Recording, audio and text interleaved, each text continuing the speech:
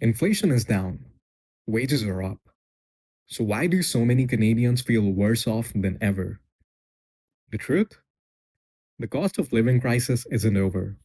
It's just changed shape. While politicians tell you things are getting better, millions of Canadians are still drowning in rising costs. Food banks are seeing record demand, and housing has never been more affordable. So who's responsible? Government overspending? The Bank of Canada? Corporate greed? Or something even deeper? Let's break it all down. But first, tell us in the comments, what do you think is really to blame for inflation in Canada?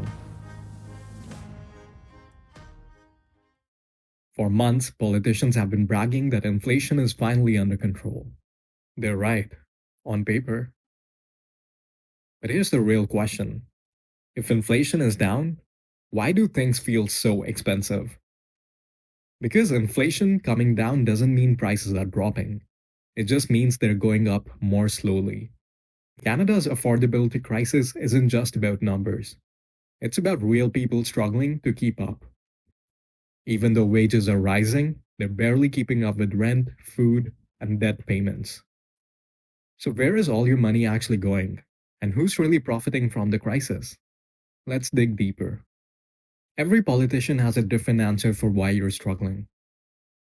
One of the things that is real is whether it's coming out of the pandemic that was such a kick in the teeth to everyone, whether it's the war in Ukraine that's affecting food prices and energy prices, whether it's the global economic slowdown that's driving up interest rates and driving up inflation. These are things that really have tangible impacts, not just on people's daily lives, but on how they see the future. So yes, a government is always going to wear what's going on. The question that people have to ask is, how do we solve it? Welcome to Kitchener, where it costs more for a 2-bedroom than it does for a castle in Sweden on a lake.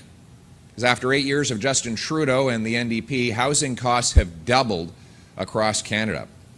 In fact, the average rent is doubled, the average mortgage payment has more than doubled, the needed down payment for the average home has doubled. Justin Trudeau has inflated the cost of everything by printing $600 billion of cash, causing inflation, which bumps up interest rates and now forces Canadians into the prospect of losing their homes. 2 million people have a hard time to afford their groceries is because we haven't had productivity.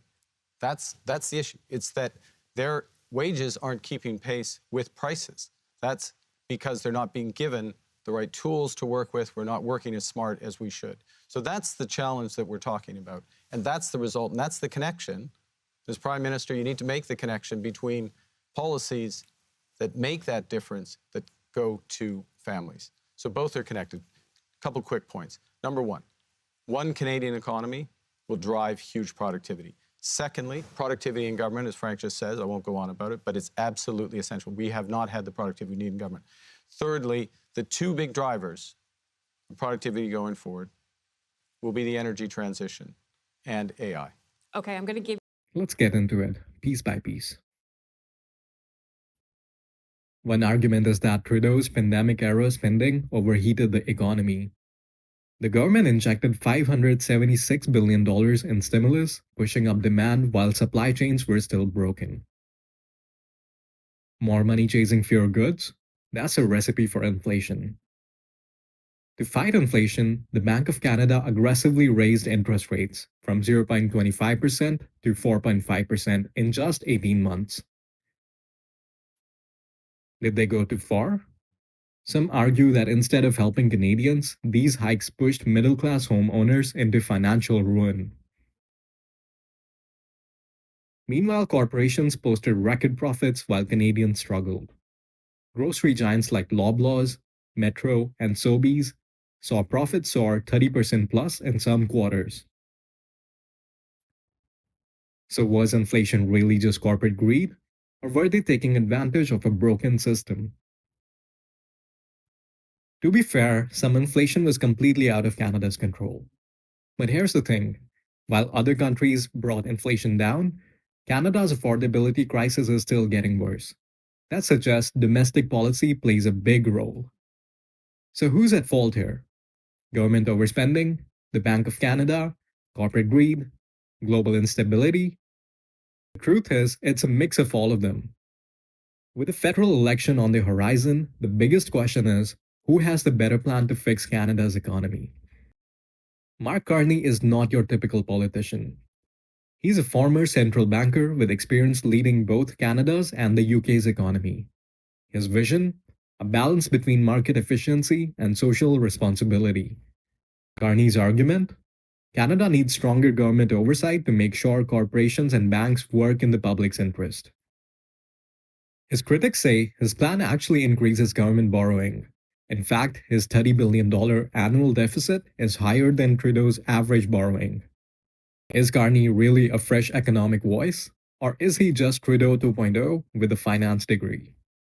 Meanwhile, Pierre Poilievre and the Conservatives have built their entire platform around undoing liberal economic policies. Poilievre's argument? Government spending is the root cause of inflation, and the only way to fix the economy is to shrink government and lower taxes. Critics argue that cutting spending too aggressively could mean slashing vital programs like healthcare and pensions and removing carbon taxes.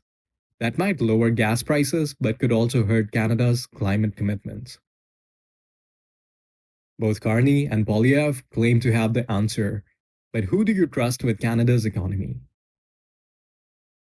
So we've talked about the problem, we've looked at who's to blame, we've even analyzed the political solutions. But what would actually fix this mess? First, Canada doesn't need to cut everything, but it does need to stop wasting money on nonsense. Imagine if we reallocated that money to tax relief, healthcare, or building more homes. Housing is Canada's biggest affordability crisis. The government keeps throwing money at the problem, but the only real solution is to build more. Here's how we can actually fix it. Here's the harsh reality. While inflation was caused by many factors, Canadians are the ones paying for it. We need to ease the burden on families now. Politicians argue, but Canadians suffer. If we want real change, we need to demand these solutions now. So we've covered a lot today. We've exposed the causes of inflation, we've compared political plans, we've laid out real solutions, but the biggest question is, what happens next? Inflation is finally back down to around 2%, but that doesn't mean prices are going back to normal. So yes, inflation is under control, but affordability is still a crisis.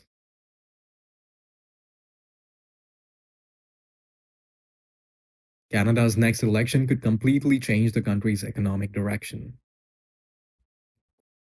Whoever wins, one thing is clear: Canadians will be voting with their wallets. So what can you do about all this? The first step is staying informed. Staying informed also means protecting yourself online. With financial scams on the rise, a secure VPN is a smart way to keep your data safe, especially if you're managing your money or investments online. I personally recommend Proton VPN, which keeps your browsing private and secure. Right now, there's a 64% discount available. Check the link in comments below. The cost of living crisis won't fix itself. Politicians won't change unless Canadians demand it. So let's stay informed and keep asking the tough questions.